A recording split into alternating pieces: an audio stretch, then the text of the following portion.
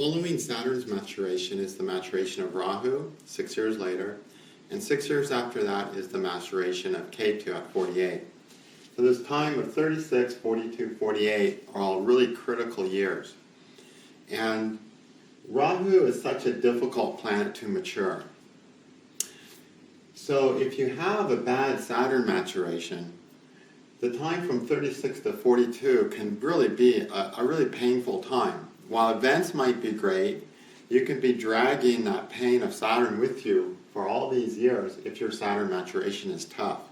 I see that a lot, where events that take place at 36 hurt the person carries that pain with them all the way to their Rahu maturation. Because remember, the minute your Saturn matures at 36, that's when you begin working towards Rahu. So this whole time of from 36 to 42, you're working towards Rahu, which means you're working towards the thing you know the least about. You're working towards the thing that freaks you out the most. You're working towards the thing that more often than not you're going to do in a way that guarantees failure. And if you imagine yourself working towards that with a burden of pain upon you from a difficult Saturn maturation, you can get an idea of how difficult these years from 36 to 42 can be. Okay? But if you had a great Saturn maturation, you've managed to deal with your pain, you've achieved a higher state of psychological health, then the fears of Rahu, the mistakes you normally make in Rahu, the needs that Rahu awakens that makes you mess everything up, will usually be so much more manageable, and you have a very mature maturation to Rahu. Okay? And then Rahu will mature at 41 to 42 in respect to its position. And if Rahu's good, you have a great Rahu maturation. If Rahu's bad, you have a troubled Rahu maturation. How do we tell if the Rahu maturation is going to be good or bad? Okay?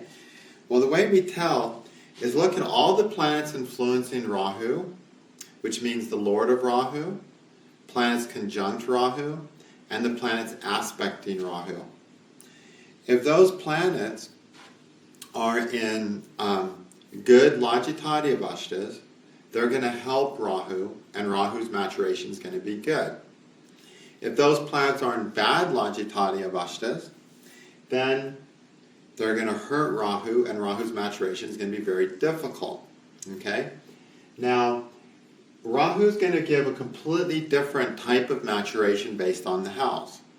Okay, all the other planets have a certain theme to them, but Rahu's theme revolves around the house it's in. So it's going to be very different for everyone. So, when you judge Rahu, you always want to judge Rahu, of course, in the Rashi. You want to judge it in the Shashti Amsha, the D60, like we do all the other planets. But you also want to judge it in the Vargas that are critical to the house Rahu's in. So if Rahu's in the second house, check Rahu in the Hora.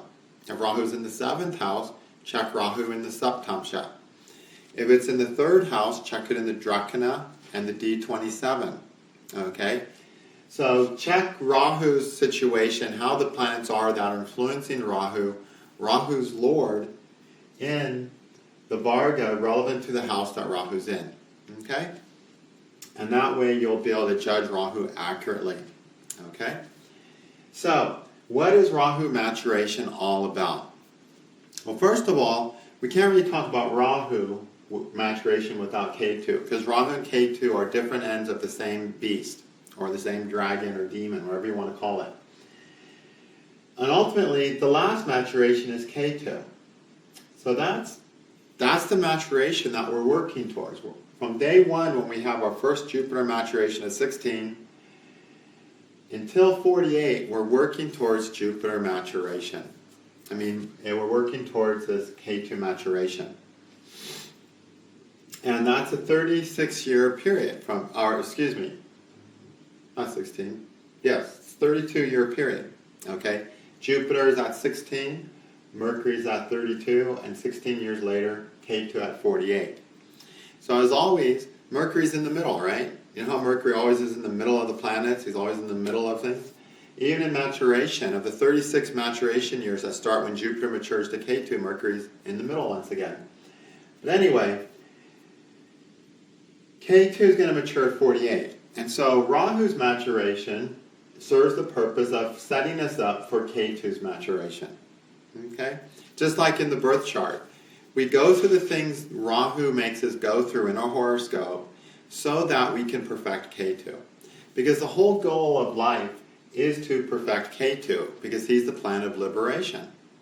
Okay? Ketu is the Om vibration. It's the sound of God. It's the cosmic vibration that when you're in a perfect state, you will be connected with, and that you will hear. And that's what Ketu represents. So we're struggling towards that perfection. And Rahu is only there in our chart to bring to our attention where we are weak. Okay? Because Ketu creates a castle, basically, in our lives. Ketu makes us feel like because my life is this way, because I am this way, I'm safe and secure, and I'll get through life okay. And whatever house Ketu's in, as I've talked about in my Rahu and Ketu course in detail, whatever house Ketu's in, that's the house we've built up that security paradigm in. So Ketu in the second house, for instance, has a security paradigm of, as long as I can manage my resources and be self-sufficient and take care of my material life through my own skills and finances, I'll be able to get through life. Okay? So whatever house is in Ketu creates that security paradigm. And then Rahu is always on the other house and pushes our buttons and says, if you really were secure, Mr. Ketu, I wouldn't be freaking you out so bad. So when Ketu's in the second, for instance, and Rahu's in the 8th, Rahu in the 8th is going, if you were really secure, Mr. Ketu, in the second house, of really being able to materially manage your life and be totally responsible for anything that might happen, you wouldn't be so scared over the fact that you need to borrow money from me. Rahu in the 8th house, other people's money. Because as part of the great resources of the world, my money is a resource that you could use, no different than yours. And the fact that you think it is shows that you're really not secure. Or more importantly, Rahu in the 8th creates a lot of trust issues. People with Rahu in the 8th don't trust other people. They only trust themselves to take care of things. They don't trust other people to take care of things. And so Rahu is going, if you can't trust other people to take care of things, that just proves that you don't really trust that you can handle whatever happens. Because if you can handle whatever happens like you so much want to handle by being in the second house, you can handle somebody making a promise and being irresponsible with that promise. Because if you can handle everything, that's just another thing you handle. So that's sort of how Rahu always works. He brings us stress with the opposite house of Ketu to show Ketu where he's really not as secure as he thought he was. But Ketu doesn't listen. Ketu will not listen. Because Ketu has built this fortress around himself. Ketu means a flag, and a flag sits on the top of the castle. And so when Ketu's in this castle, he feels safe. Even if it's cold, even if there's not very much food in that castle, even if it's leaking, even if the wind is blowing through it, Ketu wants to stay in that castle because he goes, this is where I'm safe and secure. Even when it doesn't work for him. And eventually, you can imagine, if you locked yourself in the castle, eventually your resources would dry out. Eventually, you'd get holes in your mortar and water would start coming in the roof. Eventually, you'd patch it, but eventually you would run out of mortar to patch it with. Eventually, you would have to leave your castle, whether to get supplies to repair your castle, because eventually your supplies will run out. To get food, to get whatever. You're going to have to one day leave your Ketu castle. And that's when you go out into the strange world of Rahu, which is everything outside your castle, everything outside of your territory that you're in control of, that you govern and where you feel secure. Well, during the Rahu maturation, what happens is a person comes to the point of realization that their Ketu castle is no longer working for them. And that if they're going to continue living, they have to go out and leave their castle and jump into Rahu.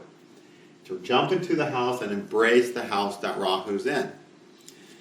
And when a person is so attached to their Ketu castle, even though it's not working for them, we literally do not leave until the castle is broken down. We literally don't leave until it's destroyed. And sometimes Rahu will serve as the emissary of destruction. Sometimes Rahu's house position will create events relative to that house that destroy your Ketu castle and leaves you with no security whatsoever. Other times you'll come to a realization that living in this Ketu castle with the roof leaking and no good food and no comforts and just this barren wasteland of existence and misery, that you really need that Rahu to balance out your life. And you have to leave your castle. And all of our lives, whatever house Rahu's in, is always a house we have to get down and get focused on and get right. You got to get that house right. You have to master that house Rahu's in. But we're never really ready to go into that house until the Rahu maturation. Until the Rahu maturation, we're always stuck with at least 1 foot in the Ketu castle. And you might think, oh, that sounds good. 1 foot in the Ketu castle, 1 foot in the Rahu, new horizons of Rahu, that's balance. But I said stuck in the Ketu castle. Having a foot happily in the Ketu castle and having a foot happily in the new world of Rahu is perfect. But the problem is our whole lives, even though while we're working with Rahu, we're still stuck with at least 1 foot in the Ketu castle. So we can't ever really work Rahu out. And until Rahu really gets worked out, we can't perfect Ketu. So in the Rahu maturation, we come to the realization through some destructive force of Rahu, or just through our sheer inner acknowledgement that our life is not working for us anymore, that we have to embrace Rahu in a healthy way. And so not until 42 are we really even willing to fully embrace Rahu. And we start moving towards that slowly from the Saturn maturation on. And when the Rahu maturation comes, 41 to 42, we really realize if I'm going to maintain my sanity, if I'm not going to want to jump off a cliff, if I'm going to want to live a decent life where I can actually enjoy all the many great things I have in my world, I'm going to have to go out there and embrace Rahu. I need to connect to Rahu more. And then you will connect to Rahu more. Now, if Rahu is in good condition, meaning it's influenced by planets in good Logitati Avashtas, if it's Lords in good Logitati Avashta, and especially in the critical Varga is relevant to the house position of Rahu, then when your Rahu maturation comes, you'll start exploring Rahu more intently. You'll realize the need to explore Rahu. You'll start making some efforts to connect to Rahu more. And as you make those efforts, you'll slowly start becoming open to what Rahu can offer and benefit from it. Okay? However, if Rahu's in, and so you'll leave your Ketu castle on purpose, basically. Rahu will, you'll get the wisdom of Rahu that, wow, I need to create this balance in my life. I have to fulfill this need. I have to achieve this. I have to overcome my fears in this, whatever the case may be. And you start, first you just poke your nose out of the castle and you smell the air. Finally, you take a step out of the castle. Finally, you cross your fence and you go outside your perimeter. And then one day, you're running across the woods that you've never been to into a whole new world. And you sort of slowly eke out of that Ketu castle.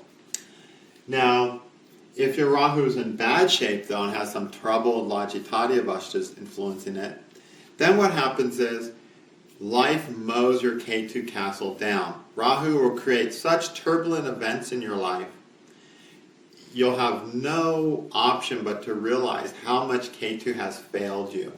You thought this whole time that Ketu's position was what's making you secure and strong in this world, And then Rahu roots your light up and teaches you that no, being stuck in the Ketu castle is actually what has ruined your entire life. And that's what you always learn during the Rahu maturation, whether consciously through your own introspection or through the sheer destructive qualities of Rahu, that when the things you were doing that you thought were going to make your life work, which were the Ketu things you were doing that you thought was going to make your life work, are actually the things that ended up making everything in your life wrong. Making everything in your life that is wrong. The Ketu's the reason why everything in your life that sucks. Okay? And that way, your either case though, your Ketu castle comes crumbling down. And that's an extremely humiliating experience. This happens at 42. Rahu forces you into Rahu, which means you only can do that when you leave your Ketu castle, either consciously because it's destroyed. Now, sometimes the Ketu castle the Rahu can be so bad, and the Rahu maturation can be so bad, that the person's Ketu castle will get destroyed, Rahu will tear their life up, and they still will not acknowledge the need for balance or something new in their life. And at that point, a person can become very rigid, bitter, stuck in their ways. When that happens at that age, there's not a lot of hope for that person ever getting over that stuff that takes place around the age of 42. Another way of saying that is it's a really bad midlife crisis where they don't even learn their lessons. Okay?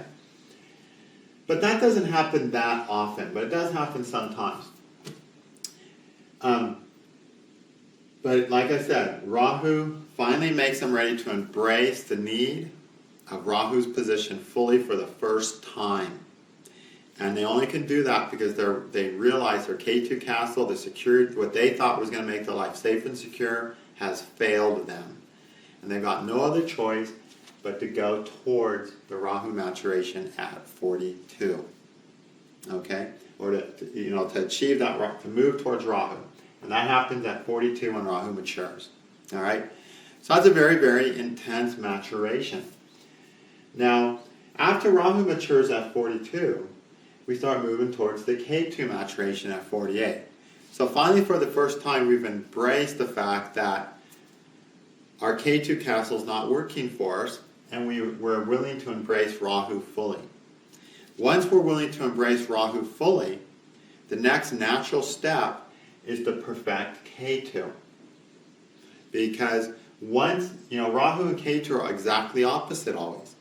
The law of opposites holds that if things are opposite, they're the same, essentially. So the hot is hot, burns as hot as the cold is cold. The brightest light blinds us as surely as the darkest dark. Okay? So Rahu and Ketu are the same thing. Even in Parashara, he describes Rahu. Then he says Ketu is the same as Rahu. Okay? So, once we've mastered Rahu, we've also mastered Ketu. But now we have to, over that 6 years after embracing Rahu, we slowly start applying the mastery and new knowledge we achieved in the Rahu maturation towards Ketu to truly become a secure person. And during all this, during this Rahu maturation period, it's a big ego blow. It's a Plutonian event usually. Is one way. Rahu can give a Pluto, Uranus, or Neptune quality to it, which means it can make you just break free from things, it can make you utterly discontented, or it can make you just hate yourself the way Pluto does. But it'll bring up all these ego-destroying, ego-improving, ego-melting things. Because your Ketu castle is where your ego it has a security paradigm. Your ego thinks, as long as I have this, I'm safe and secure. And Rahu's here to say, nope, that's not working, and the ego freaks out. And the ego can freak out with exuberance and go, yeah, I'm going to try this now. Or the ego can just get depressed, or the ego can go just start hating itself and start beating itself up. because Rahu can work in all those ways. So once they've worked through that, though, it's all about recreating the security paradigm in a healthy way. For the first time, from 42 to 48, as they move towards the Ketu maturation, they are rebuilding the Ketu castle, but in a way that's really going to work this time. Okay, to create a real security that's not a narrow ego-minded security, but a true security that's based on a greater understanding of journeying to foreign places. So say you live in America and you think you have a great country and we have this and we're the greatest country. Well, if you go to a lot of other countries, then you come back and now you can appreciate what America's like. In fact, this is sort of a funny joke. I have a friend who always just bitches and moans about the United States and bitches and moans about the government, and just one of those guys that just blames the United States for all their problems, right? So when I picked him up at the airport when they came to visit, I was living in India and they came to India for a month. When they came to India and I picked them up at the airport, what I said to them, so you're about to become a patriot. And he said, what? I said, yeah, you're about to become a patriot of the United States. And he kind of looked at me like, what? Well, when I dropped off the airport 6 weeks later, I said, so are you a patriot yet? And he goes, hell yes. Okay? So it's the same thing. We have our country and we have an idea about it. But that idea has no meaning. That idea is just a foolish idea due to our brainwashing. Either we are brainwashed into patriots or brainwashed into conspiratorial theorists, But if you travel and live in a few other countries, you go live in Africa, you go live in Germany, you live in Austria, you live in India, then you start seeing, oh, yeah, I understand the strengths and weaknesses of my country now, truly. But unfortunately, a lot of people make an assumption about where they live or an assumption of another country without living there. And that's what we do with our Ketu. We make all these assumptions about what's going to make our life work without even seeing what our life needs from a completely different perspective, which is Rahu. Without even entertaining what we really need from Rahu's perspective. And not until we embrace Rahu do we realize the need of Rahu and how we need Rahu, meaning Rahu's house position, how we need the things of Rahu's house, and why those things are good for us, and why those are not things to freak out about or be scared about, or to tell ourselves, oh, I can do without that. How we need those in a balanced way. And once we know that, we can integrate all of our needs into a true security of Ketu, which means a Ketu castle that's healthy, secure, and which we can step out of to enjoy the whole world whenever we need to. Okay? And that's what happens at the Ketu maturation. Ketu finally becomes fully secure. Now again, everyone has a good or bad Ketu. If Ketu is in good condition, meaning again it has the influences of planets in good logitati avashtas, then the Ketu maturation is going to create a lot of deep personal realizations and understanding. Okay? Now, I haven't had my Ketu maturation yet. Okay? I had my Rahu maturation like a year and a half ago. And I thought I knew a lot about Rahu. I really thought I did. But when my Rahu maturation came along, I was like, holy shit, there's a whole bunch of things I never even thought about Rahu. This is one scary animal, but a really great animal too. So I learned so much about Rahu in the year of my Rahu maturation and the following year. And I assume I'm going to learn so much about Ketu when I go through my Ketu maturation. So I'm probably going to have to reteach this video in, 5 years, okay? 4.5 years when I finish my Ketu maturation to turn 48. Maybe that'll be my 48th birthday video or something. But anyway, Ketu maturation is going to be a time of completions and resolutions with the parts of yourself that have been plaguing you. So you can truly be happy and you're most successful if it's good. Okay? And so much of what we do in our life, we do out of a sense of need, of egocentric need, where we don't even know where that's coming from. And the Ketu maturation is release is basically a lot about freeing ourselves up from a lot of those needs and motivations. So we're truly doing the things for the reasons that we're truly doing them, rather than doing things because of something else, and then thinking we're doing them for another reason, which we do so often, we're doing something to make up for something else, instead of just doing something because that's what we're doing. That's the reason we should do something, right? Because that's what we're doing. Like when you ask a 2-year-old, 4-year-old, why are you doing that? And they say, because. That's a healthy answer after your K2 maturation. But usually we say, oh, why do you want to be a famous singer? Well, really because I just always wanted to sing. And then you look at it and you're like, oh, and maybe it's not because you want everyone to love you, because you're really not singing that much. If you always loved to sing, you'd always be singing, but instead you're talking about singing because you just want attention, you see? Whereas when K2s mature, or if a person has a good K2, they're more inclined to be, well, they're singing because they're singing, okay? So we do things because it's innate to our nature, and because we're free of all the complexes that make up for a lot of the reasons we do things. Why do I need to be in love? Because I have a lack. Why do I want to be famous? Because I have a lack. Why do I want lots of money? Because I have a lack.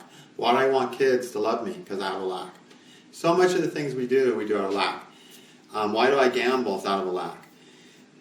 When K2s mature, it's like, gosh, my castle is safe and secure and has everything I need in it. Well, let's go do something neat. Let's go do something fun. Let's go do something great. Not because I need to. I have it all. I'm mature inwardly. I'm secure inwardly. I have the confidence to get what I need when I need it. And so now I can do what I'm doing because that's what I'm doing, not to make up for my lacks, okay? That's an ideal K2 maturation. A yet more ideal K2 maturation, the charts of very, very few people, can be periods of deep, deep, deep spiritual realizations, okay? Where they can have deep spiritual experiences. If they have K2 set up in such a way as to be indicative of huge spiritual growth, and if the K2 is in good Lajitadiya Vashta, has good Lajitadiya Vashta influences, then the K2 maturation can be a deeply, deeply spiritual maturation, where there could be a lot of freedom from egocentric ideas and thoughts, instead of just a healthy psychology.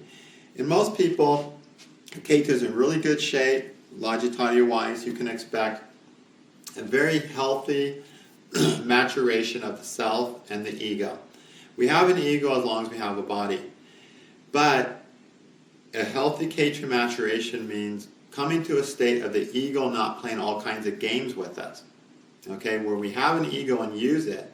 It's not that we have an ego and the ego uses us. Okay? It's sort of what happens in the K2 maturation. So it's liberation from all the frustrating, limiting, self-inflicted things we put upon us, essentially. And doesn't that sound like a lot like Saturn? Like I said, the foundation of Saturn is K2. So it's all those security needs, those false security needs that we have due to separation from God that cause us to take the steps to create all of our Saturn problems. Okay? Once we achieve those security needs in a healthy way inwardly, we don't have to take the step into exhibiting compensative measures through Saturn, right? Because we're innately healthy. So that's your K2 maturation. After that, you have no other maturations. And so you can see this time of 48 being huge, because that's as mature as you're going to get, sort of. You know what I mean? It's like, if you have a terrible K2 maturation and just miss the boat on some things, there's not like there's another planet in your future that's going to mature and bail you out, okay? Unless Uranus, Neptune, and Pluto mature in some way that we don't know about. But based on what the Hindu astrologers have told us, at 48, K2 is done maturing. And, all your planets are mature. And now you have to live with that maturity. Now, after that K2 maturation, there's all kinds of different ages still going on. For instance, we have, and we're going to talk about this in the next series of videos to this course, we have the ages of the planets. So from 32 to 50 is the age of Jupiter. Okay, so that Jupiter is going to have a big impact on you. From 50 to 70, you're in the age of the Sun. So at 50, you will go into a different age. So even though you may have not that good of a K2 maturation, you can still have a somewhat of a shift after 50. You get more mature, but you'll exhibit a different strength or weakness depending on the condition of your Sun.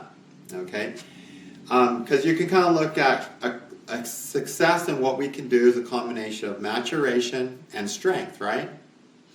So you can get a really, really intelligent 12-year-old, meaning he's really strong in his intelligence, right? When he matures, he's going to be the most strong in his intelligence.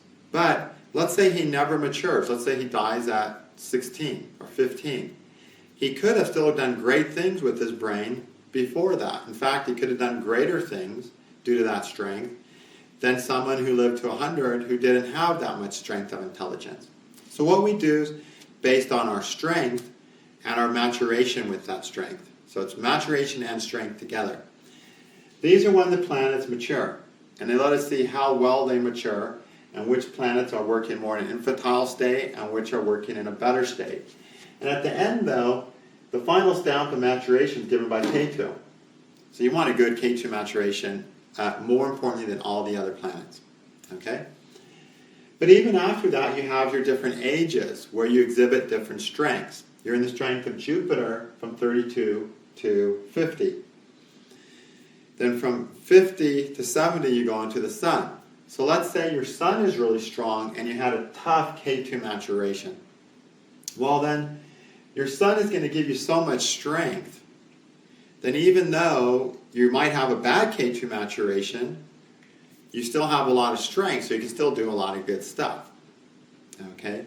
So if you've had a tough 48, realize there's also other things going on. You might not mature, your ego might not mature out of certain things, but it doesn't mean you can't do better as you access different strengths. You understand? Because if you're accessing, if your life is forcing you to work with something that's a weakness in your strengths, that you're just not as skillful at, it's going to be a lot more frustrating to your ego and a lot less successful than if you're using something that you have a lot of skill and talent with, even though you're using both of them with the same level of maturation. Okay? So we'll get into those ages shortly in the second part of this course.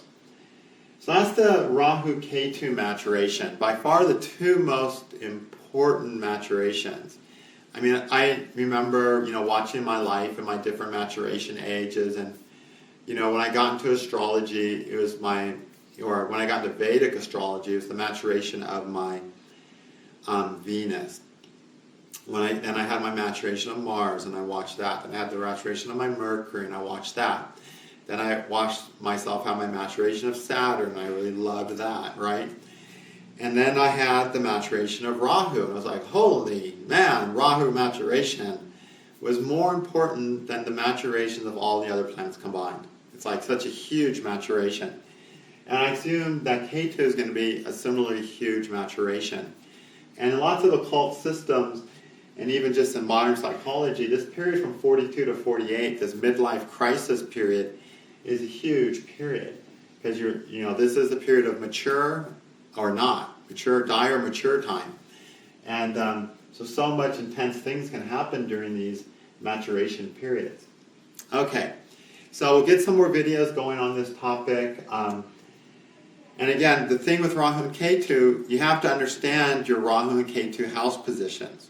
So take my Rahu Ketu course, the Mastering Rahu Ketu course, where I talk a lot about Rahu and Ketu in the different houses and different signs. That's the areas where the person's maturing. The sign is important, but the house is more important because the events where you're maturing with are going to be relevant to the house cusp that Rahu and Ketu conjunct. If they're not conjunct to house cusp, just take natural houses from the ascendant. Okay, meaning full sign houses from the ascendant. And remember to check them in those Vargas. Okay?